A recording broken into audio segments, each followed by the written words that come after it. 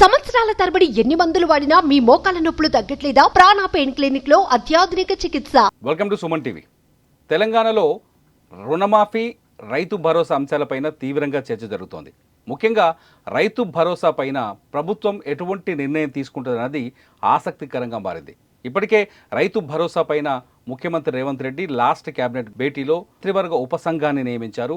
ప్రస్తుతం మంత్రివర్గ ఉపసంఘం క్షేత్రస్థాయి నుంచి రైతుల అభిప్రాయాల్ని రాతపూర్వకంగా తీసుకుంటున్నారు. ఇదే అంశంపై మనతో మాట్లాడడానికి కాంగ్రెస్ అధికార ప్రతినిధి భవానీ రెడ్డి స్టూడియోలో ఉన్నారు. మేడం నమస్కారం. నమస్తే మేడం, తెలంగాణలో ఒక రకంగా చెప్పాలి అంటే ఇప్పుడు ఎలక్షన్స్ అయిపోయినాయి. రేవంత్ రెడ్డి ప్రభుత్వం రైతుల ఫెస్టివల్ చేస్తున్నట్టుగా కనిపిస్తోంది. మొన్న కేబినెట్ భేటీలో ఎవరు అంటే జరుగుతుందా ఇది జరగదా అని హరీష్ రావు లాంటి కీలక నేత, గతంలో బీఆర్ఎస్లో మంత్రిగా పనిచేసిన హరీష్ రావు ఏకంగా రాజీనామా లేఖను కూడా తీసుకొచ్చి సవాల్ చేశారు. ఆ పరిస్థితుల్లో 2 లక్షల రుణమాఫీ ఒకేసారి చేస్తామని ప్రకటించారు. అయితే అతిపెద్ద క్వశ్చన్, రుణమాఫీ పైన కొంత స్పష్టత ఉంది, కానీ రైతు భరోసాని ఏ విధంగా తీసుకురాబోతున్నారు, రైతులకి ఎటువంటి భరోసాను కల్పించబోతున్నారు, నిజంగా ఈ పంట నుంచి 15,000 రూపాయల అకౌంట్లో పడతాయన్న క్వశ్చన్స్ ఉన్నాయి. దీనిపైన ప్రభుత్వం ఎలా ఆలోచిస్తోంది? మీరు ఇందాక ఇంట్రోలో మంచిగా చెప్తా ఉన్నారు, చాలా తీవ్రంగా చర్చ జరుగుతుందని. తీవ్రంగా అంటే మంచి చర్చ జరుగుతుంది, అదే తీవ్రంగా జరుగుతుంది. సో అదొకటి. తర్వాత హరీష్ రావు నిజంగా మీరు అన్నట్టుగా రాజీనామాకు సిద్ధంగా ఉండాలి. మరి ఆయన ఎక్కడి నుంచి వచ్చిండో అక్కడికి పోవడానికైతే హీ షుడ్ బి ప్రిపేర్డ్. ఎందుకంటే మేము ఆగస్టు 15 అన్నాం, కానీ అంతకన్నా ముందే కంప్లీట్ చేసే యోచనలో ఉన్నారు గౌరవ ముఖ్యమంత్రి గారు. ఇప్పుడు జూలై 1 నుంచే మొదలు పెడతా ఉన్నారు. సో ఎండింగ్ వరకల్లా అయిపోతుంది. అదొకటి. తర్వాత రైతు మీరు అన్నట్టు రైతు భరోసా, రైతు బీమా కూడా, తర్వాత ఇది కూడా మన లోన్ వేవింగ్ కూడా. సో గతంలో కూడా ఎప్పుడు జరగనట్టుగా నా భూతో నా భవిష్యత్తు విధంగా ఉండబోతోంది. ఎందుకంటే ఇది 34 లక్షల మంది రైతులు నేరుగా దీనివల్ల లబ్ధి పొందబోతూ ఉన్నారు. అంటే ఎప్పుడు కూడా వాళ్ళకు అప్పు అనేది అట్లా చేసుకొని అది అట్లనే ఉండిపోయిన పరిస్థితి. గత ప్రభుత్వం కూడా బీఆర్ఎస్ వాళ్ళు కూడా చేస్తామని చెప్పి ఏదో కొంత మేరకు చేసినట్టుగా ఉంది. బట్ అది వడ్డీలకు కూడా సరిపోలేదు. వచ్చినట్టు బ్యాంకర్లు అయితే వాళ్ళ వడ్డీ కింద జమ కట్టుకున్నారు. సో ఏకకాలంలో రుణమాఫీ చేస్తామని ఆయన 10 ఏళ్ల మేనిఫెస్టో మొత్తం, అంటే ఏ పార్టీకైనా కూడా ఒక 5 సంవత్సరాలే ఉంటుంది ఇస్తారు మ్యాండేట్ ఓటర్స్ అని, అది విస్మరించి కేసీఆర్ గారు 2014 అదే చెప్పిండు, తర్వాత 18 అదే చెప్పిండు. బట్ ఏకకాలంలో రుణమాఫీ చేయలేదు. సో అది ఇప్పుడు మేము గతంలో కూడా కాంగ్రెస్ ప్రభుత్వం ఉన్నప్పుడు రుణమాఫీ చేసినాము, సక్సెస్ఫుల్ రైతు బాంధవుడిగా పేరు తెచ్చుకున్నాము. కాంగ్రెస్ ప్రభుత్వం ఎట్లా అంటే ఇప్పుడు కూడా అంతే, దానికి కట్టుబడి ఉంది. మేము చేస్తామన్నవి ఖచ్చితంగా చేస్తాం. 6 గ్యారంటీల్లో ఒక హామీ రైతు భరోసా, అది కూడా మీరు అడిగినట్టుగా రైతు భరోసా కూడా ఇవ్వబోతా ఉన్నాము. సో రైతు భరోసా విషయంలోకి వచ్చేసరికి బీఆర్ఎస్ ప్రధానంగా ఇప్పుడు ప్రభుత్వంపై ఒక ఆరోపణ చేస్తుంది. గతంలో మేము రైతు ఉంటే చాలు పట్టదారు పాస్ పుస్తకం ఆధారంగా ఎకరాకి 5,000 చొప్పున, పంటకి 5,000 చొప్పున పంట సాయం చేసాం, ఆర్థిక సాయం అందించాం. కానీ ఇప్పుడు ఎందుకు మంత్రివర్గ ఉపసంఘాన్ని ఏర్పాటు చేయాల్సిన అవసరం ఏర్పడింది? గతంలో మీరు చెప్పారు మేనిఫెస్టో ఎలక్షన్స్లో ఎకరాకి 15,000 రూపాయలు సంవత్సరానికి ఇస్తున్నారు. అదే విధంగా ఇస్తే సరిపోతుంది. అదే విధంగా ఇస్తే ఎవరు లబ్ధి పొందిన లబ్ధిదారులు ఎవరు అనేది క్వశ్చన్ షుడ్ మనమే అనుకోవాలి. ఏంటంటే తన అనుయాయులు ఎవరైతున్నారో వాళ్ళు 100 ఎకరాలు ఉన్నది బీడు భూములకు, తర్వాత గుట్టలకు, రాళ్ళు రప్పలకు. ఇక్కడ మేడ్చల్ మొన్ననే చూసినాం లెక్కలు, 1,540 మంది రైతులు మేడ్చల్ల లబ్ధిదారులు. అంటే ఇట్స్ లైక్ ఆడ సాగయ్యే భూమి ఎంత, ఎన్ని ఎకరాలకు ఏంది అనేది ఖచ్చితంగా మనము చేసుకోవాలి. అది లెక్కలు కొలతలు లేకుండా ఎట్లా పడితే అట్లా చేసి తను 100 ఎకరాలకు తన ఫామ్ హౌస్ కానీ మిగతా వాళ్ళకి కానీ తన గతంలో తన మంత్రివర్గంలో ఉన్న వాళ్ళకి కానీ తన లీడర్లకు కానీ ఇచ్చుకున్న పరిస్థితి. ఇప్పుడు అట్లా కాదు, ప్రతి ఒక్కరికి కూడా ఫలాలందరికీ కూడా పాలన ఫలాలు అందే దిశగా రైతులందరూ కూడా నిజమైన రైతులు ఇక్కడ వాళ్ళకే అందాలి అని చెప్పి కరెక్ట్గా సాగయ్యే భూమికే మనం ఎంతైతే సాగు చేస్తున్నామో, అచ్చుకట్టి వాళ్ళు ఎంతైతే పండిస్తున్నారో పంట రైతులు, వాళ్ళ కోసమే ఇదంతా అని చెప్పేసి నిర్ణయాలు తీసుకోవాలి. తప్పదు. విధి విధానాలు రూపొందించినప్పుడు ఆయనలాగా ఒంటెద్దు పోకడ నేనే మంత్రి, నేనే ముఖ్యమంత్రి, నేనే ఇంజనీరు, నేనే అని చేయలేము ఇక్కడ. సో ఖచ్చితంగా నిపుణులు ఆయా శాఖలకు సంబంధించిన వాళ్ళు ఉంటారు, ఆ మంత్రులు ఉంటారు, వాళ్ళందరితోనే కమిటీ చేసింది. ఎప్పుడు కూడా అంతే, మనము ఖచ్చితంగా కమిటీ చేసి వాళ్ళు మంత్రులు ఇచ్చిన సూచనలు అవి తీసుకోవాలి. ఐఏఎస్లతో కూడా కమిటీలు వేయాలి. గత ప్రభుత్వంలో ఎప్పుడు కూడా ఆయన కమిటీ చేసిన పాపాన పోలేదు. కేసీఆర్ తీసుకొచ్చిన రైతు బంధుకి ఇప్పుడు మీరు తీసుకొచ్చిన రైతు భరోసాకి తేడాలేము. నేను చెప్పిన కదా, ఇవన్నీ కూడా జరగకుండా చూస్తాం. ఏవైతే చెప్పినామో ఎలాంటి భూములకు వస్తున్నాయో, పడావు భూములకు, అదేంది గుట్టలకు, రాళ్ళు రప్పలకు, అందులో సాగు చేయని భూములకు, 1000 ఎకరాలు సాగు చేయని భూములు ఉన్నాయి. సో అట్లా కాకుండా ఖచ్చితంగా సాగయ్యే భూమికి రైతు అనేవాడికి, నిజమైన రైతులకు, అందులో పంట పండించిన రైతులకు ఇది వచ్చే అవకాశం ఉంటుంది మా ప్రభుత్వంలో. సో ఖచ్చితంగా మేము మొదలే చెప్పినాం, ప్రజాపాలన అన్నము ప్రజలకు అనుగుణంగానే ఉంటుంది. అందుకనే దానిలో మంత్రివర్గ భేటీ చేసినాము, అదే కమిటీ చేసినాము. సో వాళ్ళు నిర్ణయిస్తారు. రాబోయే రోజులలో మీరు చూస్తారు ఎంత చక్కగా అరే ఇట్లా కదా చేయాల్సింది అనేది ఒక అవగాహన మీకే వచ్చేస్తుంది. మీరు ఆల్రెడీ ప్రజల్లోకి వెళ్ళారు, రైతుల నుంచి కొంత అభిప్రాయాలు సేకరిస్తున్నారు, ఎటువంటి సలహాలు అందుతున్నాయి? అందుతున్నాయి అంటే కొందరు దే ఆర్ సేయింగ్ లైక్ 5 ఎకరాలకు కట్ ఆఫ్ పెట్టండి, 3 ఎకరాలకు పెట్టండి, 10 ఎకరాలకు పెట్టండి, అందరికీ ఇవ్వండి అని కొందరు. లేదంటే ఎంత ఉన్నా సరే ప్రతి రైతుకు సపోజ్ నేను ఉన్నాను, నాకు 20 ఎకరాలు ఉందనుకోండి, 10 ఎకరాలకైతే ఇవ్వండి, మిగతాది అంటే అందరితో పాటు నాకు అన్నట్టుగా కొందరు కొన్ని రకాలుగా వస్తూ ఉన్నాయి. సో అవందరినీ కూడా సూచనలు తీసుకుంటారు. బట్ మెజారిటీ ఆఫ్ పీపుల్, ఎక్కువ మంది రైతులకు న్యాయం చేసే దిశగానే ఆలోచిస్తారు. అది మంచిగా ఉంటుంది. కానీ బీఆర్ఎస్ చాలా స్పష్టంగా చెప్తుంది, ప్రభుత్వం దగ్గర నిధులు లేవు, ప్రభుత్వం గత ప్రభుత్వం ఏవైతే నిధులు ఉన్నప్పటికీ కూడా, మేము నిధులు లేకపోయినప్పటికీ కూడా, అనేక ఆర్థిక సమస్యలు ఉన్నప్పటికీ కూడా ప్రతి రైతుకి ప్రతి ఎకరాకి మేము సాయం అందించాం. ఆర్థిక సమస్యలు ఎక్కడ లేవు ఆయనకి. ఎక్కడ ఎప్పుడంటే మనం మిగులు బడ్జెట్ ఇచ్చిన రాష్ట్రాన్ని తను ఎంతవరకు తీసుకొచ్చిన 6 లక్షల కోట్ల అప్పులకు తీసుకొచ్చి ఏం చేసిండ్రు, ఒక ప్రాజెక్టు పేరు మీద ఇవాళ మొత్తానికి కూడా ఏవీ లేకుండా అన్ని బంద్ పెట్టి, ఉద్యోగాలను బంద్ పెట్టిండు, రైతులకు రుణమాఫీ బంద్ పెట్టిండు, ఆయన చెప్పినవన్నీ చేస్తాను ఒక్కటి కూడా చేయకుండా, దళిత బంధు అన్ని బంధు పెట్టి ఓన్లీ ఒక రైతు బంధు పేరు మీద, కాళేశ్వరం పేరు మీద పబ్బం గడిపి ఇన్ని లక్షల కోట్ల అప్పులు పెట్టి ఏం చేయకుండానే వెళ్ళిపోయినారు. పోనీ మన పరిణామం మనదేమన్నా మారిందా, కొనుగోలు శక్తి పెరిగిందా, కామన్ మ్యాన్ ఏమన్నా ఇంప్రూవ్ అయిందా అంటే లేదు. ఒక ఇంట్లో ఒక ఉద్యోగం ఇచ్చిన పాపాన పోలేదు, ఆ కుటుంబం ఆర్థికంగా వృద్ధి పొందిన పాపాన పోలేదు. సో అప్పులు అట్లనే ఉన్నాయి, అది అట్లనే ఉంది, ఆ సంక్షోభం అట్లనే ఉంది, రాష్ట్రం అప్పు మాత్రం పెరిగిపోయింది. అంటే ఏదైనా సరే అప్పు పెరిగినప్పుడు ఇక్కడ కనీసం సంపదనన్న సృష్టించాలి కదా, అట్లీస్ట్ ఇట్లా తీసుకురావాలి కదా. సో సంపద సృష్టించలేదు, ఇక్కడే ఉన్నాం మనం, అప్పేమో ఇట్లా పెరిగిపోయింది. సో అది జరగకుండా చూడడమే ఇప్పుడు అంటే వాళ్ళు చేసిన అప్పులను పూడుస్తూ, ఆ లోపాలను సవరిస్తూ, మళ్ళీ కొత్తగా మేము ఇచ్చిన హామీలను కూడా రైతు బంధుకు ఒక కమిటీ వేసి, రైతు బంధుకు కొన్ని రూల్స్ తీసుకొచ్చి, జనంలోకి వెళ్ళి మళ్ళీ అభిప్రాయాలు సేకరించి రైతుల్ని కొంత కన్ఫ్యూజ్ చేసినట్టు అనిపించట్లేదు? ఏం కన్ఫ్యూజ్ చేయట్లేదు, చాలా మంచి జరగాలని, నిజమైన రైతులకు చేయాలనే ఉద్దేశంతోనే ఇదంతా తప్ప నిజమైన సాగులో ఉన్న నిజమైన భూమికి నిజమైన రైతులకు చేయాలన్న ఉద్దేశమే. లేదంటే అందరూ రియాల్టర్స్ కానీ, లేకపోతే మీరు ఇక్కడ ఉన్నారు, సపోజ్ మీకు 50 ఎకరాలు ఉంటుంది అక్కడ, ఎంత దుర్మార్గం అండి. సో దాని మీద మీరు అంటే మొత్తం బతికేస్తారా? అట్లా కాదు కదా.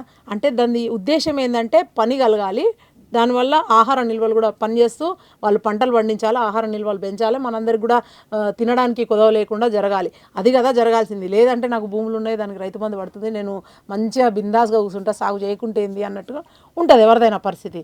సో మనం ఇక్కడ ఉంటాం, భూములు ఎక్కడో ఉంటాయి, అవి పడతా ఉంటాయి అకౌంట్లలో, డబ్బులు ఉన్నవాడికే మళ్ళీ వస్తూ ఉంటుంది. అట్లా కాదు, నిజంగా కూడా కష్టపడి 6 గాలం పండించే రైతుకు నిజంగా కూడా సాగయ్యే భూమికే ఇద్దామనేది ఒక విధి విధానం రూపొందిస్తారు. ఆ కమిటీ అదే నిర్ణయిస్తుంది. చాలా మంచి చక్కటి అది కూడా ఉంటుంది. రైతులందరూ కూడా మంచి లబ్ధి పొందుతారు. దీనిలో ఎలాంటి డౌట్ పెట్టుకోవద్దు. అందరూ కూడా నిజంగా కూడా రైతులందరికీ కూడా చాలా మంచిది. ఇది నిజంగా కూడా నిలిచిపోతాడు రేవంత్ రెడ్డి అనేట ఆయన, ఇవాళ చరిత్రలో నిలిచిపోతాడు. ఎక్కడా కూడా దేశంలోనే జరగలేదు 2 లక్షల రుణమాఫీ ఏకకాలంలో అనేది. గతంలో కాంగ్రెస్ ప్రభుత్వమే చేసింది ఇక్కడ తెలంగాణలోనే, ఇప్పుడైనా సరే కాంగ్రెసే చేస్తూ ఉంది. మధ్యలో వచ్చిన వాళ్ళు అట్లనే మధ్యలోనే పోయినరు, కాలగర్భంలో కలిసిపోబోతున్నారు వాళ్ళుగా. అదంతే, అది గతం. సో ఇప్పటికీ మేమే నిలిచిపోతామని చెప్పారు. కానీ కాంగ్రెస్ పార్టీ మీద కానీ, రేవంత్ రెడ్డి ప్రభుత్వం మీద కానీ మొదటి నుంచి ఒక ఆరోపణ స్పష్టంగా వినిపిస్తుంది, మీ ప్రతిపక్ష పార్టీలు కూడా చెప్తున్నాయి. ఎన్నికలకు ముందు ప్రతి ఒక్కరికి మీరు ఇచ్చిన 6 గ్యారెంటీలు ప్రతి ఒక్కరికి 6 గ్యారెంటీ అందజేస్తామని చెప్పారని, ఎన్నికల తర్వాత వైట్ రేషన్ కార్డు ఉన్న వాళ్ళకు మాత్రమే ప్రభుత్వ పథకాలు వర్తింపజేస్తామని, అందుకనే ఒక సామాజిక సర్వే చేసిందని చెప్పేసి ఒక ఆరోపణ ఉంది. అంటే కొందరికి ప్రత్యేకంగా చూస్తారా, లేకపోతే అందరికీ అన్ని పథకాలు అందేటట్టు ప్లాన్ చేస్తారా? అంటే అవసరం లేదు. ఇప్పుడు మీకు అవసరమా, నాకు అవసరమా, నాకు అవసరం లేదు, మీకు అవసరం లేదు. నిజంగా కూడా అవసరం ఉన్న వాళ్ళకి చేయడం అనేది ఉద్దేశం. సో అంటే అందరికీ ఇస్తామంటే అందరికీ అనేది కాదు కదా ఉద్దేశం, అది అవసరంలో ఉన్న అందరికీ ఇస్తాము అని చెప్పి. సో కొత్త రేషన్ కార్డు దాదాపు 18 లక్షల రేషన్ కార్డులు పెండింగ్లో ఉన్నాయి. 10 ఏళ్ళ నుంచి ఒక్క రేషన్ కార్డు ఇవ్వలేదు వాళ్ళు. ఇవాళ ప్రతిపక్షాలు మాట్లాడితే వాళ్ళకే వదిలేస్తున్నాం, ఇట్స్ జస్ట్ హాస్యాస్పదం అని అంటాం మేము. ఎందుకంటే ఆయన ఏం చేయకుండా ఎదుటోళ్ళు చేసిన వాళ్ళకి అది చేస్తలేరు, ఇది చేస్తలేరు అంటే కొడుగుడు మీద ఈకలు బీకినట్టే ఉంటుంది. సో మేము నిజంగా కూడా కట్టుబడి ఉన్నాం. ఇచ్చిన 6 గ్యారెంటీలు ఖచ్చితంగా 5 గ్యారెంటీలు ఆల్రెడీ అమలైనాయి. ఇది లాస్ట్ ఇప్పుడు రైతు భరోసా కూడా అమలు చేయబోతా ఉన్నాము. అనుకున్న ప్రకారంగా అన్ని చేసే తీరుతాము. ఉద్యోగాల కల్పన అన్నాము, ఉద్యోగాలు ఇచ్చి తీరుతాము. తర్వాత 500 సిలిండర్ అని చెప్పినాము, ఇచ్చేస్తున్నాము. 200 యూనిట్ల వరకు ఎలక్ట్రిసిటీ ఫ్రీ అన్నాము, అది ఇస్తున్నాము. కొత్తగా రేషన్ కార్డులు చెప్పినాం కదా, ఐడెంటిఫై చేసి కొత్త రేషన్ కార్డులు కూడా ఇవ్వబోతా ఉన్నాము. మొన్ననే పౌర సరఫరాల శాఖ మంత్రి గౌరవ ఉత్తమ్ కుమార్ రెడ్డి గారు కూడా చెప్పున్నారు, we are going to give new ration cards అని చెప్పి. సో చక్కటి we have to welcome all of అవి వదిలిపెట్టి ఏం చేయలేదని 60 కోట్ల మంది ఆల్రెడీ మహిళలు నిన్న కూడా రికార్డ్ స్థాయిలో 20 లక్షల మంది అంట ప్రయాణాలు, ఉచిత బస్ ప్రయాణం, దే ఆర్ అవైలింగ్ అండ్ చక్కగా పోతా ఉన్నారు, అన్నీ నడుస్తూ ఉన్నాయి. వాళ్ళకి ఏంటంటే ఇప్పుడు ఎట్లా బీఆర్ఎస్ అనే పార్టీకి ఉనికి కోల్పోతాం, ఇక లేదు, స్కోప్ లేదు. సో ఆ బీజేపీ అనే వాళ్ళు ఏదో ఎగిరినరు, అంత లేదు తెలంగాణలో. సో అట్లా అని చెప్పి ఇక వాళ్ళు ఏదో వేయాలి, బురద చల్లాలి. ఎట్లా చేస్తారంటే చేసి చూపిస్తాము, చేసి బరాబర్ చేసి చూపిస్తాం. 41,000 కోట్లు ఖచ్చితంగా దీనికి కేటాయించబోతా ఉన్నాం, చేస్తాము. 31,000 కోట్లు ఓన్లీ ఫర్ లోన్ వేవింగ్, తర్వాత 7,000 కోట్లు మనం దీనికి అనుకున్నాం, తర్వాత 3,000 కోట్లు బీమాకు అనుకున్నాం. సో ఇట్లా చిత్తశుద్ధి ఉంటే ప్రభుత్వాలు ఖచ్చితంగా చేసి తీరుతాయి. ఆయనకు ఆ చిత్తశుద్ధి లేకనే ఇంటికో ఉద్యోగం అన్నాడు, విస్మరించిండు. తర్వాత KG to PG విద్య అన్నాడు, అయిపోయింది. తర్వాత 1,00,000 ఉద్యోగాలు అన్నాడు, దాన్ని పక్కన పడేసిండు.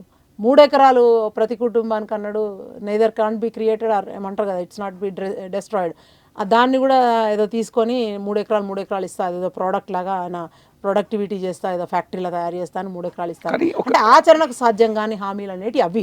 ఇట్లాంటివన్నీ ఈ చిన్న వేరాజ్, ఈ రుణమాఫీ, ఇట్లాంటివన్నీ ఉద్యోగ కల్పన, ఇవన్నీ కంపల్సరీ. అవి చేస్తూ కూడా మళ్ళీ అభివృద్ధి దిశలో కూడా వెళ్తూ ఉన్నాము. ఒకటే సంక్షేమం ఒకటే కాదు, 2 కంపల్సరీ జరగాలి. సో ఆయన కేసీఆర్ గవర్నమెంట్లో ఏం జరగలేదు, అభివృద్ధి కుంటుపడ్డది, ఇటు సంక్షేమం కూడా ఆయన ఇస్తా అన్న పథకాలు. అందుకే కదా మీరు తీసుకొచ్చిన రైతు భరోసా, రైతు బంధు నుంచి వచ్చిందే కదా.